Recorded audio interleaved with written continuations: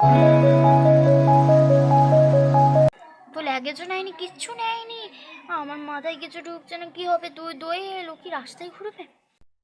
এই তো বলে দিয়েছি বাবুকে, ব্যাস এবার দেখো কেমনি মজা হয়।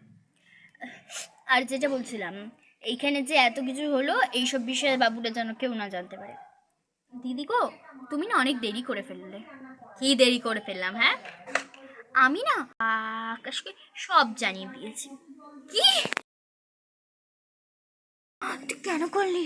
তুই কেন করলি? কেন করলি? কেন করলি? কেন কেন কেন করলি? এবার আমি কি জবাব দেব?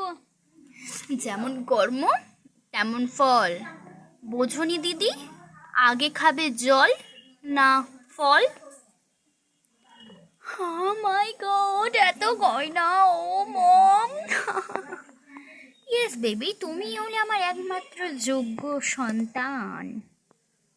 আর তোমার ওই দিদি তো লেদুস মেয়ে একটা, ওকে কুড়িয়ে পেয়েছি তো, তাই ওই কুড়িয়ে পাওয়ার নেশাটাও ভুলতে পারেনি। মম কিছু বললি? না না বেবি, নো, তোমাকে বলা যাবে না। তোমাকে বললে যে আমার একদম সর্বনাশ হয়ে যাবে বেবি। দেখো কত ধানে আমি কত চাল দেখাই, কত চাল।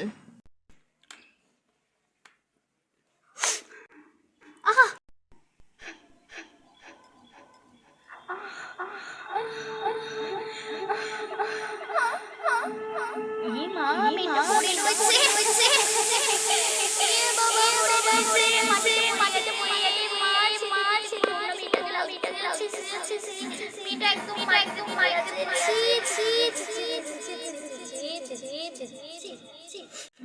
আমাকে শক্তি দাও ডাক্তার, তুমি আমাকে শক্তি দাও যাতে আমি উঠে দাঁড়াতে পারি, আর আমি আমার শ্বশুরবাড়িতে আবার ফিরে যেতে পারি। আর এত অপমান লাঞ্ছনা সব যেন সহ্য নামাই করতে হয়, যাতে আমি এর প্রতিবাদ করতে পারি।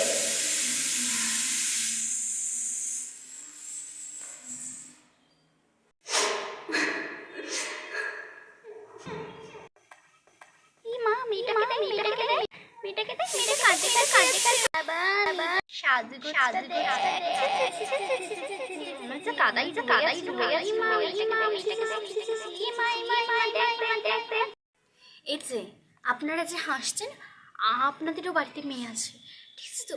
ও কোনোদিন পড়ে যেতেই পারে। আপনাদেরও বাড়িতে ছোট ছোট বাচ্চা আছে, ওরাও কোনোদিন পড়ে যেতেই পারে।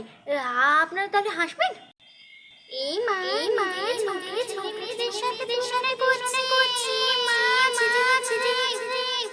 এরকম তো সবার সাথেই হতে পারে, বলুন আপনারা। আপনারা আমাকে কেন বলছেন এরকম? হ্যাঁ, মেয়েটা তো ঠিকই বলছে, এরকম তো হতেই পারে। আপনারা হার মানলেন তাহলে, তাই না? হ্যাঁ হ্যাঁ মা, আমাদের ভুল হয়ে গেছে, ক্ষমা করো।